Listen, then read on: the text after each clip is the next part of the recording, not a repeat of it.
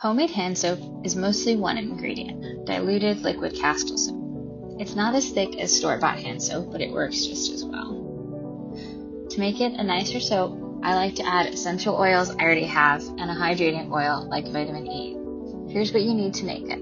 A half a cup water, a half a cup liquid castile soap, can be scented or unscented. 1 teaspoon vitamin E or other hydrating oil, optional. 15 to 30 drops of essential oil of your choice, optional. And finally, an empty hand soap container. To avoid too many bubbles from adding the ingredients, you want to first add the water to the hand soap container, then the castile soap.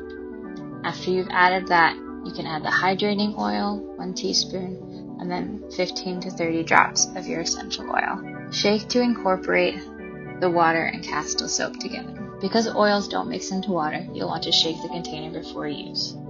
Use as you would store-bought hand soap.